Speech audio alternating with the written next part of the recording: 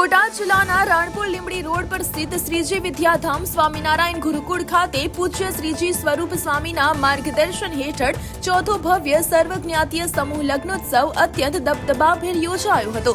આ મંગલ પ્રસંગે 51 નવદંપતીઓએ સંતો, મહંતો અને રાજકીય સામાજિક અગ્રણીઓની ઉપસ્થિતિમાં પ્રભુતામાં પગલાં માંડ્યા હતા। ગુરુકુળ દ્વારા આયોજિત આ મહોત્સવમાં દાદાઓના સહયોગથી દીકરીઓને કર્યાવરમાં જીવન જરૂરિયાતની તમામ વસ્તુઓ ભેટ આપવામાં આવી હતી, જે મધ્યમ અને ગરીબ પરિવારો માટે આશીર્વાદરૂપ સાબિત થઈ છે। ધંધુકાના ધારાસભ્ય કાળુભાઈ ડાભી સહિતના મહાનુભાવોએ નવદંપતીઓને સુખી જીવનના આશીર્વાદ પાઠવ્યા હતા। શ્રીજી સ્વરૂપ સ્વામી અને સંત મંડળ દ્વારા આ પંથકમાં ચાલતા સામાજિક સેવાના ભગીરથ કાર્યોની કડીરૂપ આ આયોજનમાં હજારો લોકોએ ઉપસ્થિત રહી મહાપ્રસાદનો લાભ લીધો હતો, જે સામાજિક એકતાનું ઉત્કૃષ્ટ ઉદાહરણ પૂરું પાડે છે।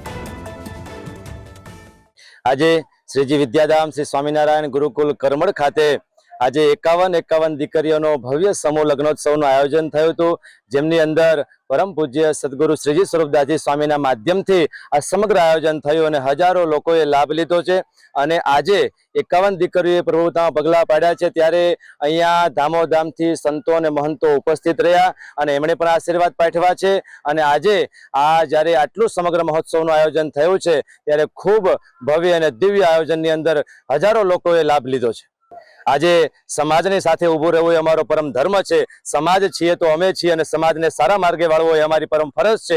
ત્યારે દીકરીઓને સમૂહ લગ્નના માધ્યમથી ધર્મ સાથે જોડી અને એક આધ્યાત્મિક જીવન જીવતા થાય એવો સંદેશ આપવાનું કાર્ય સંતોના માધ્યમથી થઈ રહ્યું છે। જે સમૂહ લગ્નની અંદર ખૂબ શાહી કર્યાવર આપણે આપવામાં આવ્યો છે।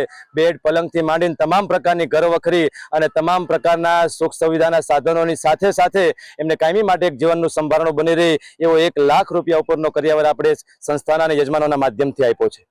ખાસ કરીને જ્યારે નવદંપતિ પોતાના જીવનની અંદર પ્રભુતામાં પગલાં પાડે છે, ત્યારે એનું જીવન સદાયને માટે સુમેલ ભર્યું રહે અને સદાયને માટે દિવ્ય જીવન જીવે અને પ્રભુને સાથે રાખીને પોતાના જીવનની અંદર પગલાઓ પાડે એવા આશીર્વાદ આજે સંતોએ પાઠવ્યા છે।